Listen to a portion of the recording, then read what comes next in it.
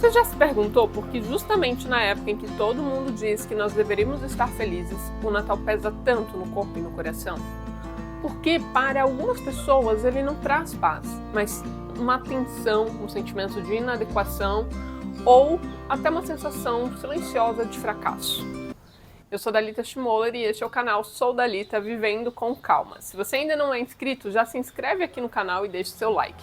Seu apoio faz toda a diferença para que eu continue trazendo conteúdos profundos, conscientes e verdadeiros como esse. Agora vamos ao que interessa. Durante muitos anos eu não entendia por que o Natal me deixava tão tensa. Era como se algo dentro de mim entrasse num estado de alerta. Eu até tentava entrar ali no clima natalino, tentava estar bem com todo mundo, mas quase sempre eu acabava me sentindo frustrada, culpada, meio infeliz, já que isso levava a eu acreditar que havia algo de errado comigo, porque eu deveria estar feliz. Eu deveria me sentir grata por estar com todo mundo. Eu deveria gostar daquele momento. Mas quanto mais eu tentava corresponder a essa expectativa, mais distante de mim mesma eu me sentia. E aí, com o tempo e com muito autoconhecimento, eu percebi algo essencial.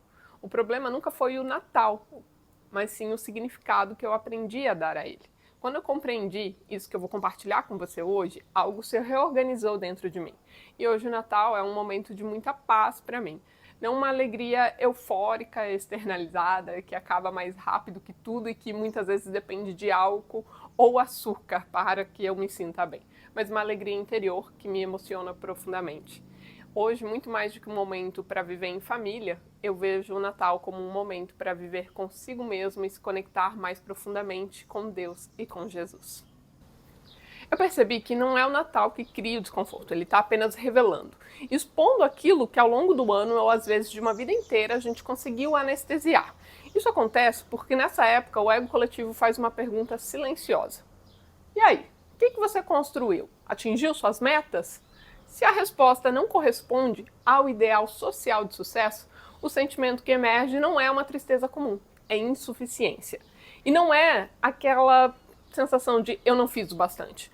É eu não sou o bastante. É algo existencial, não um evento excepcional. E essa sensação se intensifica porque o Natal é coletivo e o ego adora comparações. Perceba que é algo muito sutil, mas também muito pesado, uma sensação de inadequação e de insuficiência que atravessa o Natal. É como se existisse um checklist invisível dizendo: se você não alcançou isso, aquilo, você falhou. Um relacionamento resolvido, família estruturada, sucesso profissional, estabilidade financeira, corpo saudável, felicidade visível, post no Instagram. Se algo disso ainda não está resolvido, o ego começa a sussurrar. Você está atrasado, você é menos, algo deu errado com você. E às vezes as pessoas do ambiente também te dizem isso. Elas te comparam e reforçam ainda mais essa afirmação, essa percepção que está passando dentro de você, confirmando essa ideia.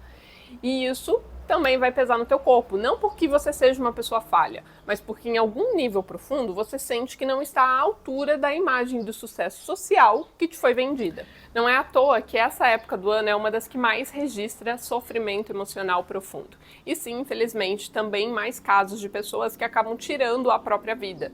Isso acontece porque o ego coletivo se torna ainda mais barulhento e, como eu te disse antes, ele adora comparar, medir e hierarquizar. E quando essas comparações acontecem entre membros da mesma família, como irmãos, primos, pessoas próximas, isso costuma ser ainda mais devastador. A pessoa passa a acreditar que falhou na vida, que ficou para trás, que é menos capaz, menos amada, menos digna. E aqui existe algo muito importante. Aquilo que você acredita sobre você, você se torna. Porém, eu quero te trazer um lembrete essencial. Você é consciência. E através da consciência você sempre pode mudar o jogo e pode viver uma nova vida ainda nessa vida. Se você mudar a forma como você se vê, apesar dos olhos dos outros, a sua consciência pode mudar tudo. Com paciência, você sempre pode mudar esse jogo e viver uma nova vida. Para a gente entender um pouco melhor como ocorre essa dinâmica familiar, imagine que a vida é como um grande teatro. Cada pessoa está aqui interpretando um papel. Seja o filho forte, responsável, bem-sucedido, problemático, sensível, o que dá trabalho, o que está sempre bravo, estressado.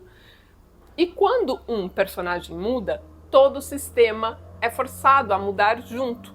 Isso acaba gerando um desconforto muito grande, porque os outros se perdem naquilo que eles estão habituados a falar, na forma como eles costumam agir, não sabem onde se posicionar nesse grande palco da vida. E é por isso que existe tanta pressão para você continuar sendo o mesmo quando esse papel já não é bom para você, nem faz sentido perante quem você se tornou. A Laura Gutman, ela nos ajuda a compreender isso ao falar através dos acordos emocionais invisíveis. Ela explica que no início da vida a criança se vê através dos olhos e do discurso que a mãe tem sobre ela. Ou seja, a voz materna é o principal agente determinante do papel que aquela criança passa a ocupar no mundo. E até que exista um autoconhecimento mais profundo, aquilo que a criança percebe no olhar da mãe se torna a base da sua identidade. Assim, muitas pessoas passam a vida inteira tentando provar algo ou vivendo um papel que foi determinado por uma voz e um olhar que já não estão mais ali, mas que foi internalizado. Ou até podem estar ali, mas que já não são relevantes para você enquanto adulto, porque a criança depende da mãe para a sua sobrevivência. Porém, você adulto não precisa mais disso, você consegue se virar, buscar o seu alimento. O amor da mãe não é um determinante da sua sobrevivência hoje em dia. O John Bradshaw aprofunda isso ao falar da criança perdida, que é tipo um bode expiatório da família, onde todo mundo desconta suas frustrações, mesmo que não ativamente através de falas ou ações, mas através da forma como percebem essa criança, a chegada desse membro na família, o lugar dela ali. Lembrem que a criança é extremamente sensível à energia do grupo e do ambiente, e ela acaba se adaptando de acordo com essa energia, muito mais do que com aquilo que é aparente ali. Essa criança perdida cresce acreditando que tudo que dá errado é culpa dela. Ela carrega uma profunda autodesvalorização, um sentimento inconsciente de culpa pela infelicidade desse sistema. E aqui, geralmente, vamos ver alguém que vive se sabotando para se sacrificar por esse clã. Também é muito comum que essa dor se manifeste no corpo, inclusive através da obesidade infantil, que pode se estender para a vida adulta, onde ela tenta desaparecer no meio da gordura, ou então conseguir se defender de todos esses ataques, ou também através de uma magreza extrema para tentar desaparecer mesmo e não ser mais atacada porque já desapareceu, ninguém está me vendo, então ninguém consegue me atacar. Isso, na verdade, é uma tentativa de anestesiar a dor, de não se sentir suficiente, de sentir que é um peso, que é algo que atrapalha para o sistema, e assim também suportar o abandono emocional que ela sente por essas pessoas, especialmente da mãe. Um lembrete importante talvez seja mencionar que doenças autoimunes e dores crônicas são super comuns de ter a origem nessa época aqui. Mas voltando aqui no gancho, de certa forma, outros membros da família, eles usam essa dinâmica também para não precisarem se responsabilizar por si mesmo, nem por realizarem as mudanças que deveriam fazer para que as suas vidas melhorassem, para que eles fossem realmente felizes e autorrealizados. Em resumo, é muito mais fácil culpar essa criança do que assumir uma postura ativa perante a própria vida. E agora eu quero que você preste muita atenção nesse ponto que eu vou trazer agora, porque ele é central aqui para você entender todo esse contexto do nosso vídeo. Quanto mais consciente uma pessoa está, menos ela vai sofrer por esse sentimento de inadequação, que é uma dor da criança. Aqui, ela sofre muito mais por não conseguir mais mentir para si mesma. Ela consegue perceber os jogos, os papéis que estão sendo encenados, e ela sente quando precisa se diminuir para caber. E aí ela não vê mais sentido nisso. Então aqui o Natal pesa de verdade, porque a consciência cria um conflito insolúvel para o ego.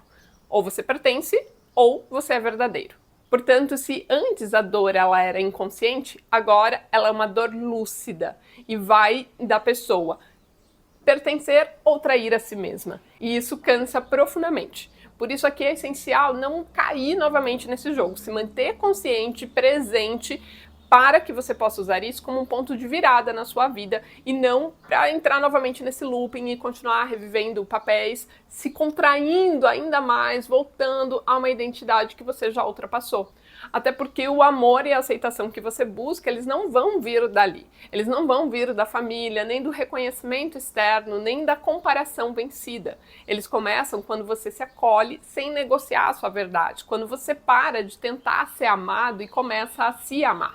Eles nascem quando você começa a se acolher, quando você para de pedir permissão para existir, quando você se ama sem precisar corresponder a um papel idealizado do sistema, nem depender do amor de outras pessoas para se sentir digno de receber o seu próprio amor por si e também do amor de Deus com todas as suas dádivas. Uma reflexão extra que me veio agora é o fato de que Yogananda, ele ensinava que o Cristo ele não é externo, ele é uma consciência viva dentro de nós. E quando nós entendemos isso, o Natal deixa de ser essa prova emocional de pertencimento à família e se torna um convite ao seu retorno para a sua essência. No caminho do despertar de consciência, eu percebo que a gente compreende que o Natal ele tem uma simbologia muito mais profunda para a nossa psique do que ser simplesmente um evento histórico. Ele passa a ser também um evento interno, ou seja, não é apenas o nascimento de Jesus, mas também da consciência crística que Jesus veio inspirar em todos nós e mostrar que todos nós temos. Nós somos irmãos de Jesus e somos filhos do Criador também. Sendo assim, não é só um nascimento histórico, mas o despertar da sua identidade verdadeira, o seu verdadeiro eu sou, a sua centelha divina. E essa parte do vídeo, ela merece um vídeo só para ela, porque ela é profundamente disruptiva. Basicamente, para a nossa psique, o Filho de Deus nasce quando você, o indivíduo, reconhece a sua verdadeira identidade divina, sendo Belém não uma cidade, mas a representação do estado humilde da consciência, onde o ego se rende. Maria, aqui, representa a imaginação receptiva, que aceitou essa nova consciência de si mesmo. Isso pode soar um pouco estranho quando você ouve pela primeira vez, mas com o tempo você assimila e vê que isso realmente faz sentido. Por isso que o Natal não acontece só em dezembro, ele acontece cada vez que alguém desperta para esse eu sou. E, portanto, não é um momento que pede pertencimento social, mas que pede uma lembrança espiritual. Ou seja, o Natal pesa porque ele ativa inconscientemente esse arquétipo do nascimento espiritual, mas a maioria das pessoas tenta viver isso só nessa forma, no nível que a gente está aqui de matéria, enquanto que a alma sente esse chamado no nível do ser. E é aí que surge esse conflito todo, porque eu sou chamado a lembrar quem eu sou, mas me pedem para caber em quem eu já não sou. Por isso esse peso, ele não é apenas emocional e por isso que ele é tão pesado, porque ele é, na verdade, um peso existencial. Em resumo, talvez o Natal não seja sobre pertencer a uma mesa, a uma família ou a um papel. Talvez ele seja mais sobre lembrar quem você é antes de qualquer um desses papéis que te foram impostos desde que você nasceu ou que você escolheu estar representando.